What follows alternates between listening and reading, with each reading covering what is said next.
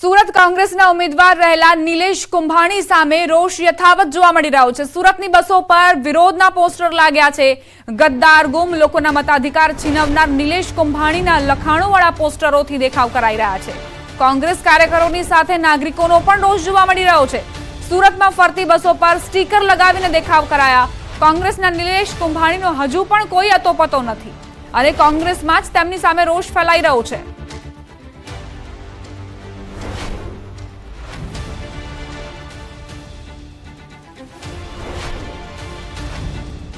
નિલેશ કુંભાણી જેમનું ફોર્મ રદ થયું ત્યારબાદ તેમના ટેકેદારો જે છે તેમણે પણ એફિડેવિટ કરીને એવું કહ્યું કે આ સહી અમારી નથી। જો કે નિલેશ કુંભાણી કાયદાકીય લડત લડવાના બદલે ભૂગર્ભમાં ઉતરી ગયા। હવે તેઓ મળતા જ નથી।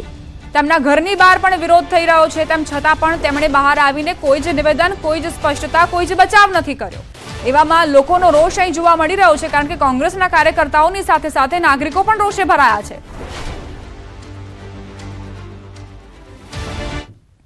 મહત્વપૂર્ણ સમાચાર પ્રાપ્ત થઈ રહ્યા છે। અલ્પેશ કથિરિયા અને ધાર્મિક માલવિયા જેઓ હવે ભાજપમાં જોડાશે। અલ્પેશ કથિરિયા, ધાર્મિક માલવિયા આમ આદમી પાર્ટીમાંથી રાજીનામું આપી ચૂક્યા છે અને હવે કેસરિયા કરવાના છે।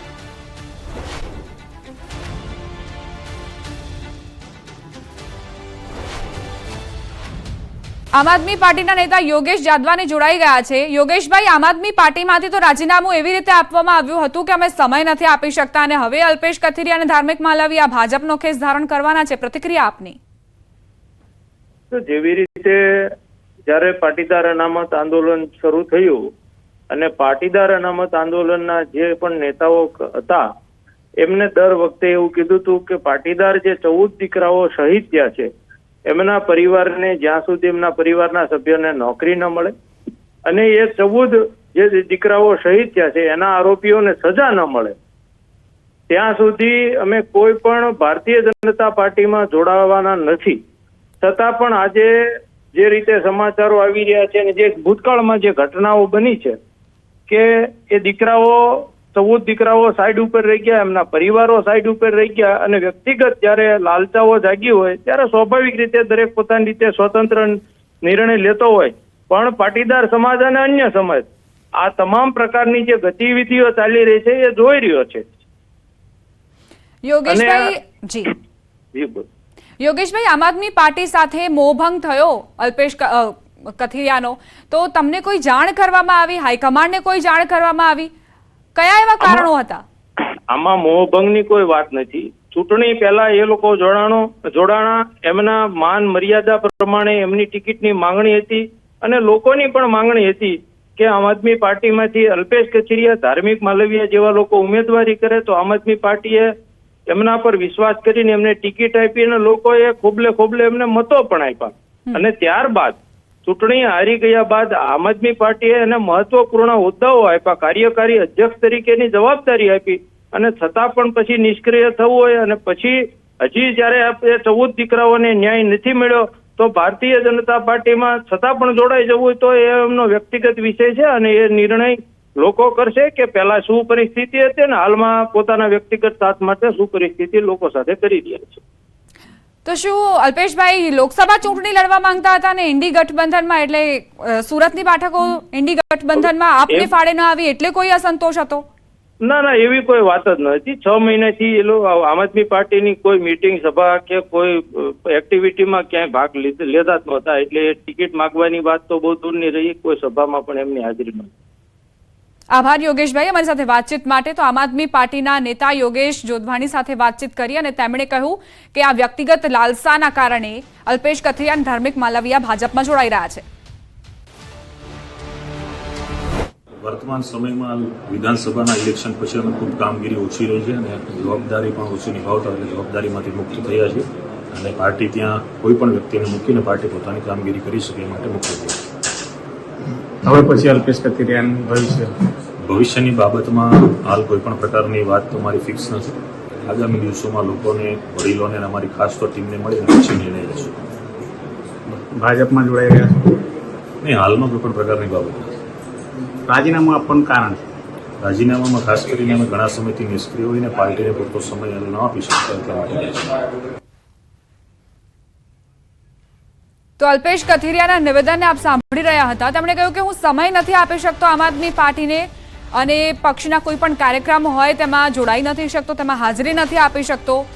પરંતુ હવે એવું શું બની ગયું કે ભાજપ માટે તેઓ સમય કાઢી શકશે, ભાજપના ચૂંટણી પ્રચારમાં તેઓ જોડાઈ જશે, ત્યાં તેમને આખરે કેવી રીતે સમય મળી જાય છે? માત્ર 4 જ દિવસમાં કથિરિયા અને માલવિયાનો યુટર્ન, આમ આદમી પાર્ટીથી મોહભંગ અને ભાજપમાં તેઓ જોડાવાના છે. સંવાદદાતા કીર્તેશ જોડાઈ ગયા છે. કીર્તેશ, આ શું થઈ રહ્યું છે? પહેલા એવું કહેવામાં આવે છે અલ્પેશ કથિરિયા અને ધાર્મિક માલવિયા તરફથી કે અમને સમય નથી આમ આદમી પાર્ટી માટે, અમે પ્રચારમાં નથી જોડાઈ શકતા, અને હવે ભાજપમાં જોડાઈ જશે એટલે સમય મળી જશે. શું?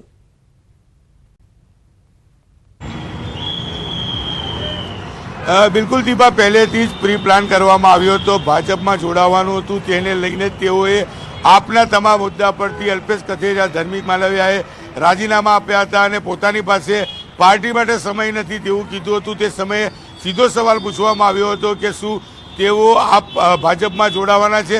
કહી શકાય કે 18 તારીખે જે સમયે રાજીનામું આપ્યું હતું તે સમયે આગલે દિવસે જ તમામ વસ્તુની ચર્ચાઓ થઈ ચૂકી હતી અને કહી શકાય સૂત્રોની વાત માનીએ તો અલ્પેશ કથિરિયા અને ધાર્મિક માલવિયા 200 કાર્યકર્તાઓ સાથે આવતીકાલે સાંજે સુરતના માનગઢ ચોક કે જે પાટીદાર આંદોલનનું ગઢ હતું ત્યાંથી તેઓ ભાજપમાં ગૃહ પ્રવેશ કરવાના છે. સાથે સાથે નિલેશ કુંભાની પોતાના કાર્યકર્તાઓ સાથે આવતીકાલે ભાજપમાં અલ્પેશ કથિરિયા અને ધાર્મિક માલવિયા સાથે જોડાય તેવી શક્યતાઓ હાલ દેખાઈ રહી છે. આભાર કીર્તેશ જાણકારી આપવા માટે. તો અલ્પેશ કથિરિયા અને ધાર્મિક માલવિયા જો હવે ભાજપમાં જોડાઈ જશે તેવી જાણકારી સી.આર. પાટીલના હસ્તે તેઓ કેસરિયા કરવાના છે.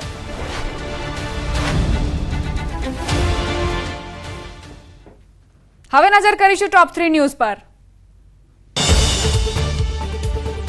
આજે બીજા તબક્કાનું મતદાન, 13 રાજ્યની 89 બેઠકો પર મતદાન, 1206 ઉમેદવારોનું ભાવિ ઈવીએમમાં થશે સીલ.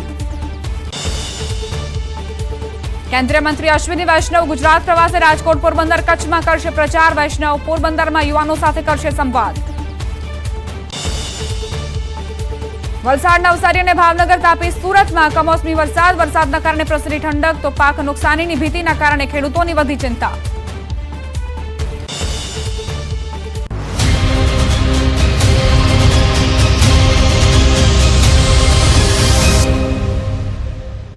आंदोलन के हथियार में बदले. તપનદાસના સમર્થકો પણ તેમના વખાણ કરતા થાકતા નથી, જેમના સંઘર્षशील स्वभावને તેમનો આગવો ગુણ ગણાવે છે. कई सारे प्रश्नों को लेकर मैंने तपन भाई को संघर्ष करते हुए देखा है, तो हमारे लिए तो एक बहुत प्रेरणा का स्रोत है तपन भाई कि उम्मीदवार तो बहुत बात की बात है, लेकिन एक इंसान कैसा होना चाहिए, तो एक संघर्षशील उम्मीदवार होना चाहिए कि